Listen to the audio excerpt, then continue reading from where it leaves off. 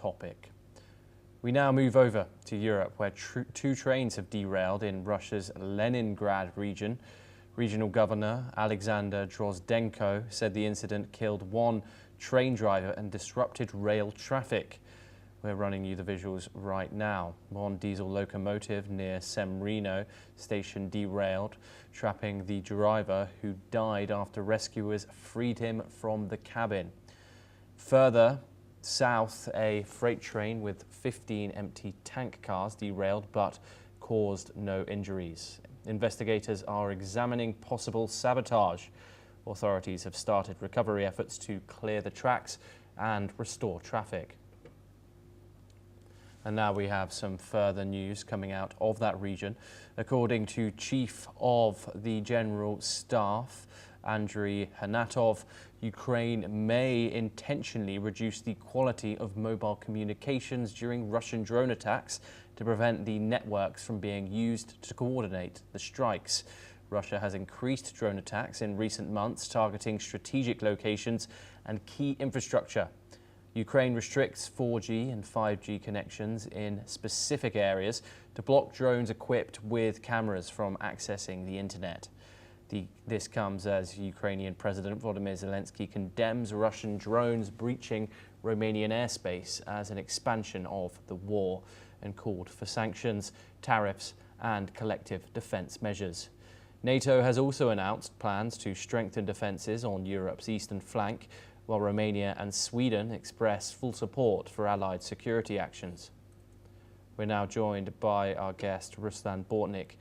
He's a director of the Ukrainian Institute of Politics, and he joins us live from Kiev. Ruslan, thank you very much for joining us. Let's first briefly touch on... Pleasure. Let's first briefly touch on this, this train derailment which has happened in Russia. We have seen this happen previously, where the Russians accused Ukraine of orchestrating what they called sabotage after these two train derailments. From Kiev's perspective, how likely is it that these were a result of Ukrainian operations, and what kind of disruption does it cause to Russia? Ukraine was not able to keep for a long time the symmetric war, so Ukraine is trying to do asymmetric, and because the Russian resources are much bigger than Ukrainian, so because now these days the most significant goals of Ukrainian attacks, it's a Russian logistic and Russian oil refineries and Russian energy enterprises and so on. Ukraine is trying to cut the Russian incomes from the trade from energy trade and the cut Russian logistic in European part of Russia to make influence on the battlefield.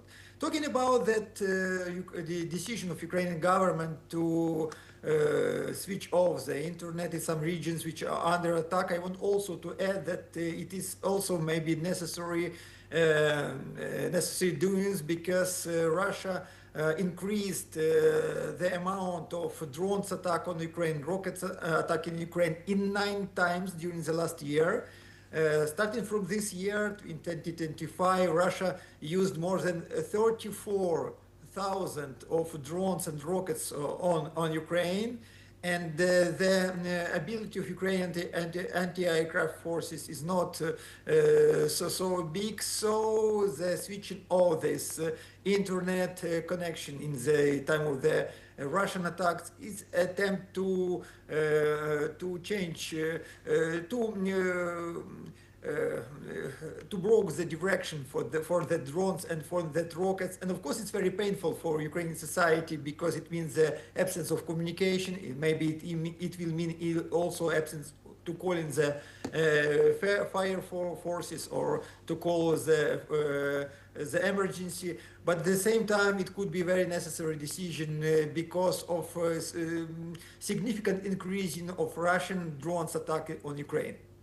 Yes, Ruslan Bortnik, thank you very much for joining us and giving us your insight there. Pleasure to have you on the programme.